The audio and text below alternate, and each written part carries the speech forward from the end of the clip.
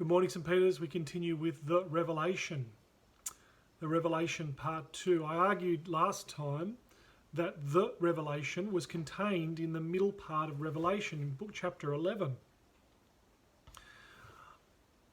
I want to do a theme today before we get into chapters 12 to 16, and the theme is connected to war.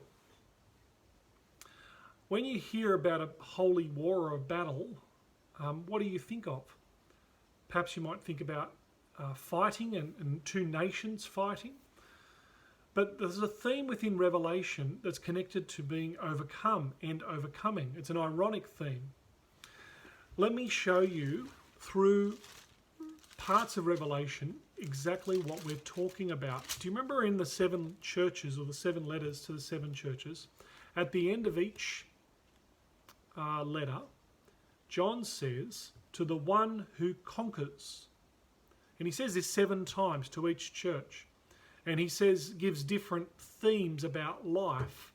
He says, to the one who conquers, I'll give you the right to eat the tree of life, chapter 2:7. To Smyrna, he says, to the one who conquers, you will not be harmed by the second death. To Thyatira, he says, to the one who conquers,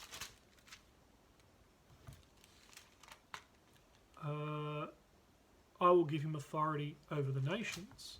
To Philadelphia, he says, to the one who conquers, I will make a pillar in the temple of my God.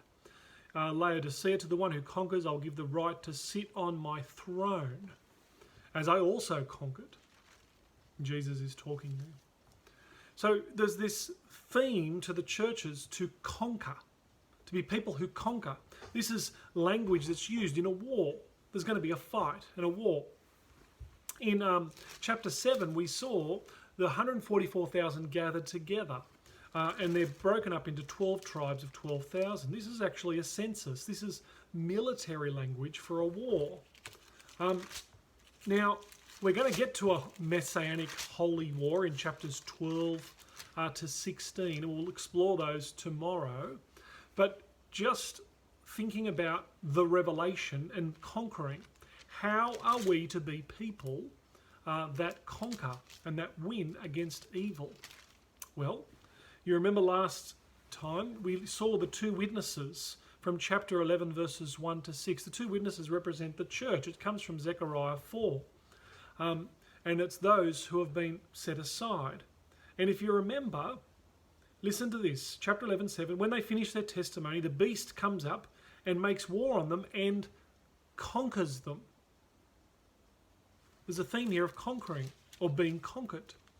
In chapter 12, which we're going to see a little bit more tomorrow and the next day, and chapter 13, there's also this theme of conquering. Listen to chapter 12, verse 11, or you can have a read.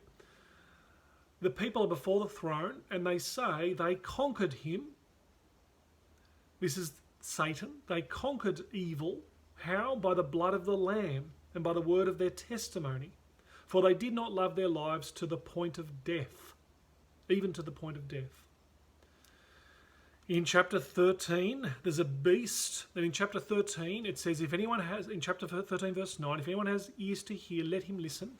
If anyone is to be taken captive, into captivity he goes, and he will be killed by the sword. This calls for endurance and faithfulness. I'm going to put all this together. Within Revelation, there's this ironic notion of being conquered. That is, in order to conquer evil, we are to be conquered in this life, even by those who may accuse us. And that's why it says the beast is allowed to conquer God's people and make war on them, and they're killed in chapter 11. But 3 days later, they'll be raised again. And that's why it says later on in chapter 12:11, they conquered Satan and evil by the blood of the Lamb. They did not shrink from their testimony even to the point of death. The point is, there's a war. Now, usually when we think of a war, we might think of fighting for God and fighting against evil and using force and power and coercion. But the ironic thing is, the revelation that John is telling us is, this war is not fought through coercion, through power, through the normal means of military power. This war against evil is fought by being conquered. You conquer by being conquered. That is you were to take the way of Christ, the one who didn't come to be served but to serve, the way of the slain lamb, the one, though his accusers accused him, he said, Father, forgive them, for they know not what they do. It's the one of Christ, the way of Christ, who says, I'm willing to lay down my life for others. That's it for today. I've got to get this phone call. I'll see you tomorrow.